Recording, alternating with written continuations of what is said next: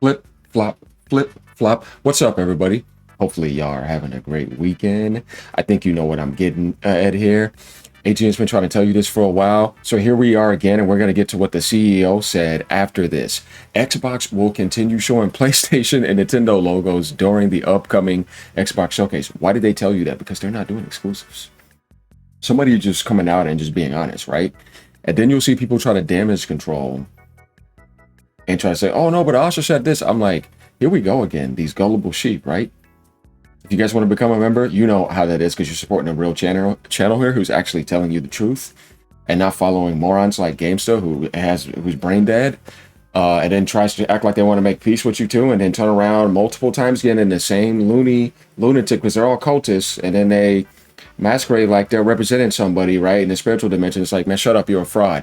So let's get into this. They want to be transparent about which platforms their games are releasing on, because exclusives are dead in the Xbox world. They can't do it. AGN's been trying to explain this for you for a while, right? And you want to know what happened here? It's actually very funny, guys, because when this happened, do you know how many people were outraging? Why? Because you put that Xbox feedback, right? How many people are saying bring back exclusives without really understanding what it really means, because they haven't seen my videos and they don't know. Alice was the only one that understands. No, you know what I mean? Because it's like, that's not going to happen. Fred, same thing, because they know it's not the way. Yeah, we have our disagreements on what we think about third party. I'm more of a Nintendo lover and I'm more of a PlayStation lover. I know Alex likes the old PS3 before that because I've watched his videos, you know what I mean? But he's the one that actually stuck with day and day, everything. One thing I like about him, he sticks with what he says. Now, you got people like Gamester who just do not understand anything. They're just sitting there defending dead ideologies and just still can't make a thumbnail and then consistently just live off of Dreamcast guy identity, which is actually very sad. It's like, bro, I'd like to see some creativity on your channel. Good Lord, it's terrible. So here we go. Xbox will continue showing, right? Because they're saying exclusives are over with. We want to be transparent with you. The game hasn't changed. Phil Spencer was correct. You really thought that other CEO was going to come in? Let me tell you what she said. Going to continue lying to you. Let's read some comments here real quick. He says, no game console will ever match the PlayStation. It's a fact. That's your opinion. I think Nintendo sets bars that are pretty damn high, but they both win in different ways, though. Seriously, they do. So we're not trying to make a war here out of that.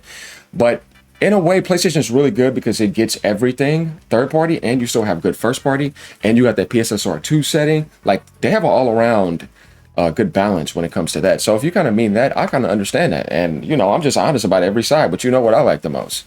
You know what I mean? But actually, you know what? No. Guys, we just get to this real quick. This is what she said after this. Xbox will continue to show competitive platform logos at upcoming Xbox Game Showcase. I feel like the bare minimum expectation many had was for Xbox to really focus on their own platform, at least for the time of the showcase. We know this guy likes Xbox. It's okay. You know what I mean? There's nothing wrong with that. But this is what she said. Seeing the feedback on logos, it was a miss, and I own it. We are talking about how we adjust for future Xbox shows.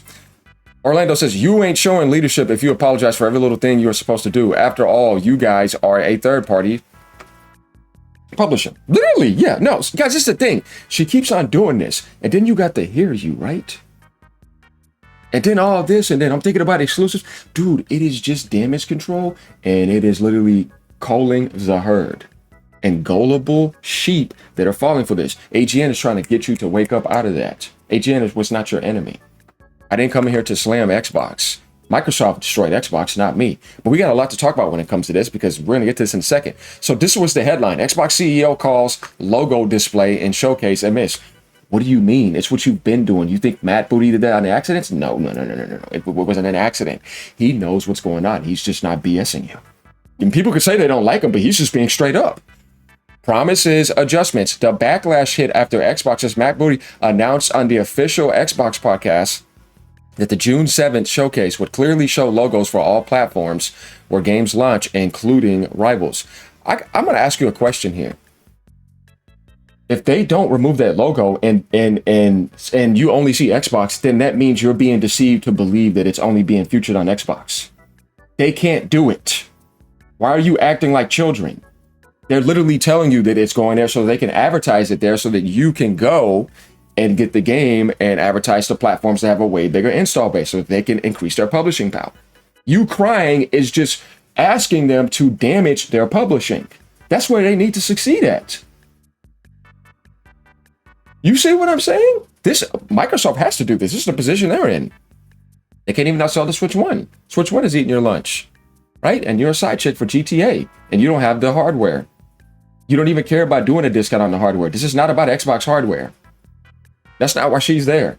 She's there to make you believe that you're getting moonlighted.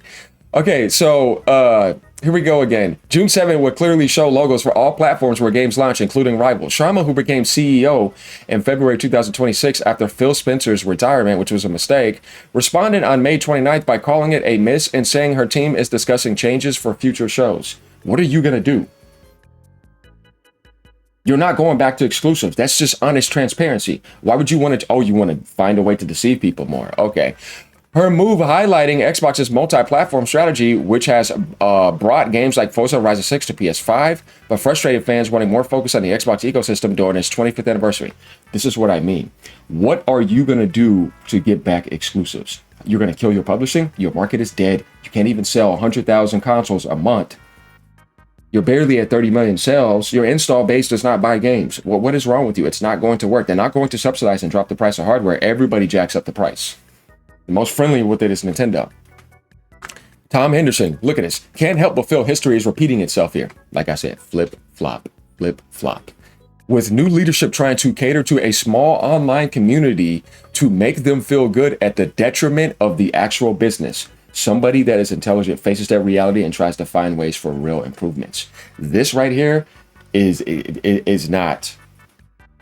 Matt Booty was just doing exactly what they have to do. He's just being a businessman.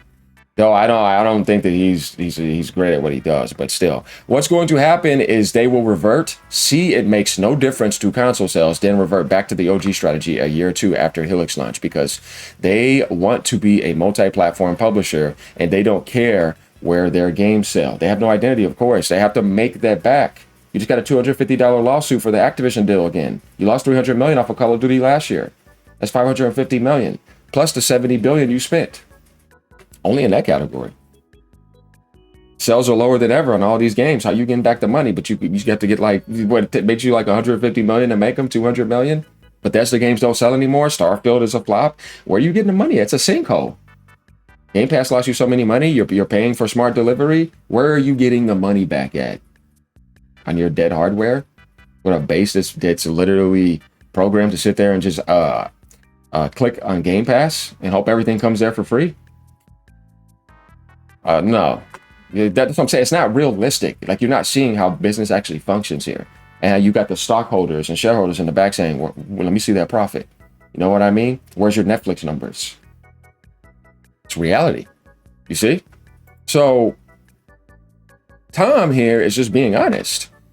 There is no repeating. Microsoft won't ever go back to being a first-party only exclusive game-making company. They never were. Xbox gave them a false sense of security that made them lose their best talent on PC, like in Simple Studios. Microsoft goes back to exclusives and, yeah, exactly, it dies off. I don't even think they will revert. I think it's all third-party from here on out. Tom Henderson says, I'm talking about specifically having logos in a show. If they don't change back to exclusives by Helix launch, then I don't think they ever revert back.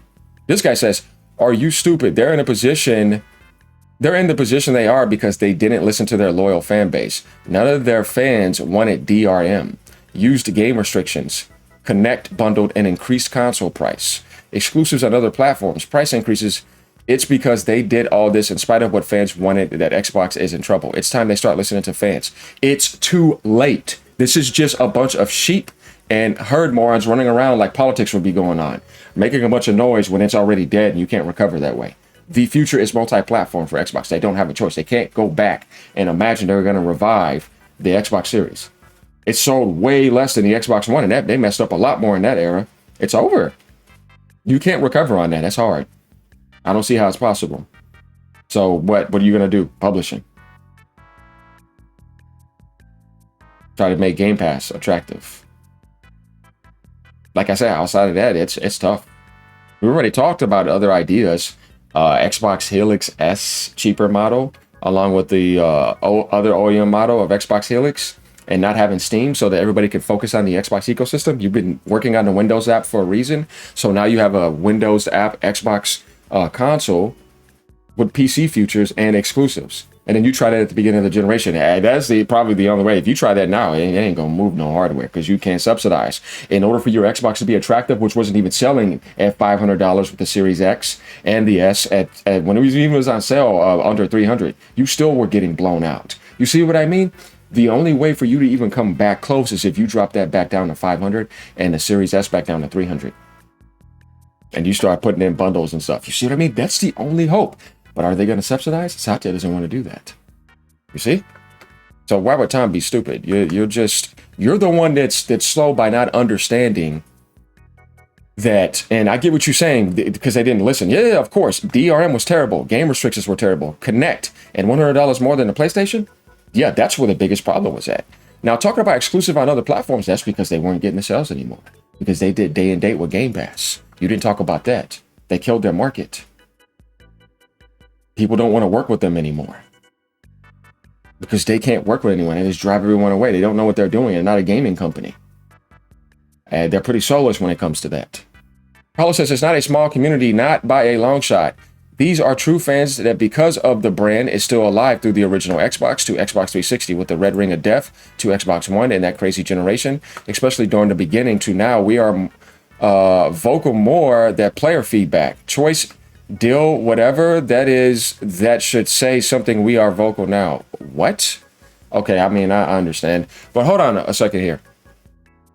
No, people were more vocal back then because the 360 crowd going to Xbox One was major. You had a bigger install base at that time. A ton of people. There was a huge war going on between PlayStation and Xbox. People already said what they said back then. And exclusives weren't a problem. Like I said, you tried that. And at least you sold 58 million with the Xbox One. That's why I said that Phil Spencer made an impossible turnaround and still had it get to that. Say whatever you want. You got to 58 million. At the beginning of this era, you had all this other stuff coming in and just destroyed everything. Don't blame that on him. He did what he could. Like I said, you ain't going to replace nobody after what Don Matrick did and make it better. Probably would have got worse. And he went to try everything he did. The only thing they messed up on was abandoning the Japanese support again, trying to say only online games matter, single player games don't matter. And just, like I said, TV, yeah, all that stupid stuff. And then not realizing that you should have never got rid of the share features on Xbox as well. You shouldn't have charged $100 more and gave people features they didn't want. It should have been $399 with the PlayStation. They just did dumb stuff. The DRM was the worst though, because it gives you the idea of what they would want to do if they were winning, how they would try to approach and do things. It was a terrible, like people were like, whoa, okay, yeah, I don't like this company, but never mind. You know what I mean? It's like, yeah, be careful with Microsoft. Don't understand why it's such a bad thing for Xbox to put their ecosystem first. They don't have a first-party ecosystem anymore. So what's the point of putting your ecosystem first to make you think like it's going to do something? It's like you can't do that when your generation is pretty much fried. It's a fried generation. Literally, it is. It's not about helping console sales. Are you going to get an install base to support? Are you going to get more people in the community to support? If they want a return of Xbox, they need to put the Xbox first. Getting rid of the competition's logo isn't going to negatively impact them anyway.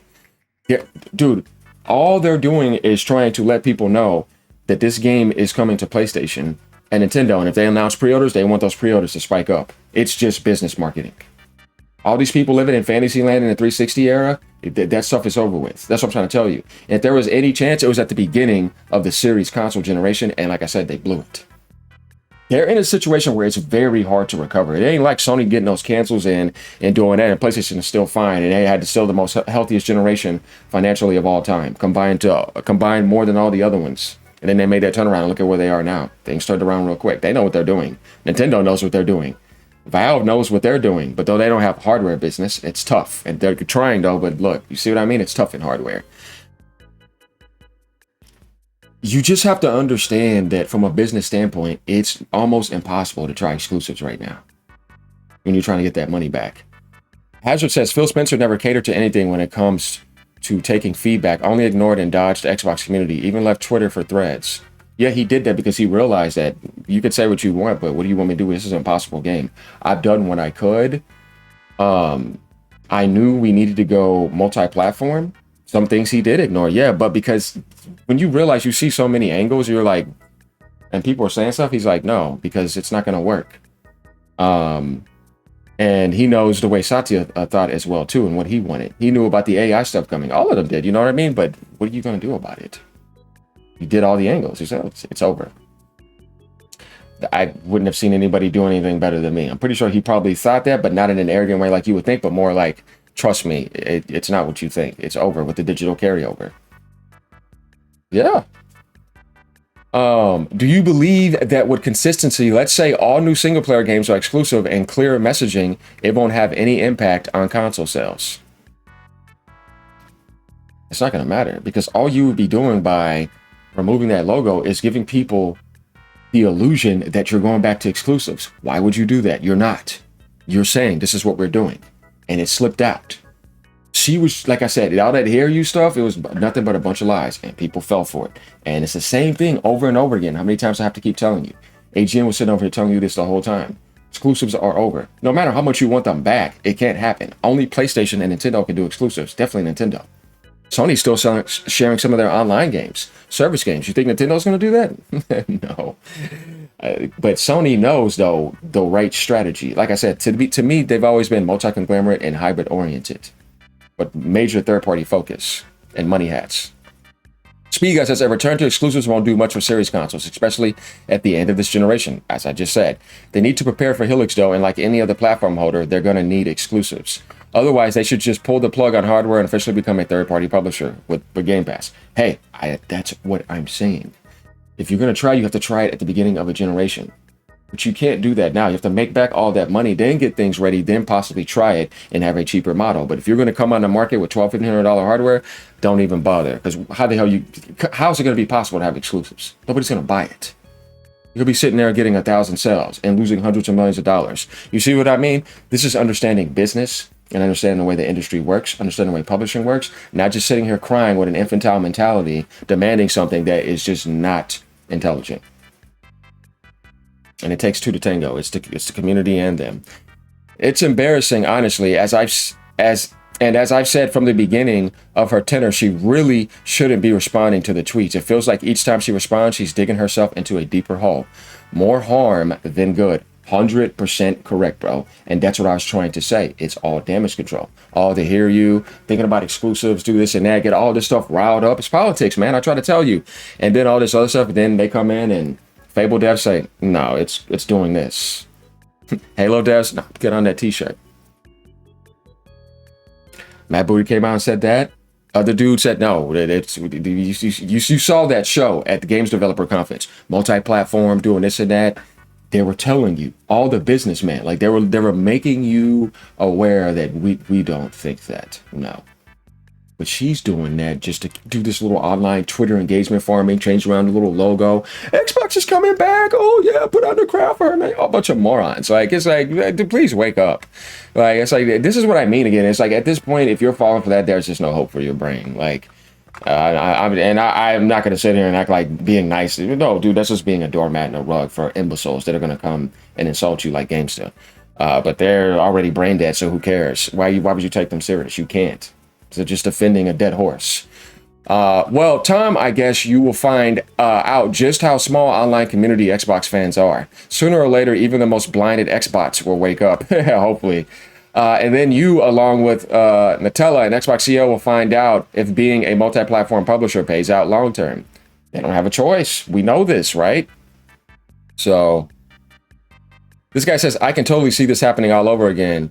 Asha says, yes, it's exclusive, and 2 years later, the division starts getting squeezed again. I'm tired of the conversation personally, but for those who are still having it, consistency is key, and Xbox has failed them there. Oh, they can't do anything consistent. Don't even get me started on that.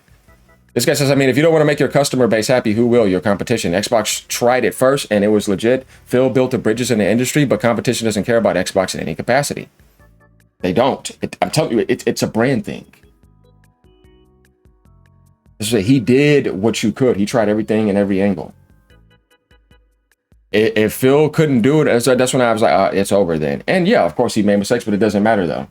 I'm telling you right now, nobody else would have went in that situation after what Don Matcher did against PlayStation and have a Nintendo over there too, and think that you were going to sit there and make it better. Nah, bro. You had the opportunity at E3. That was the biggest suicide for Xbox of all time, and hard to recover after that, because then it's like you have to unadjust all the Connect stuff and all this other stuff, and that hurt a lot of their generation. And their development was not good either. You could do all that, but if the development's good, then things are fine. You know how trash that generation was in certain ways? The Series X has more, and the Series got they have more games. It just wasn't exclusive. The Xbox One generation was rough, but it still sold 58 million. Because you had that 360 carryover to an extent.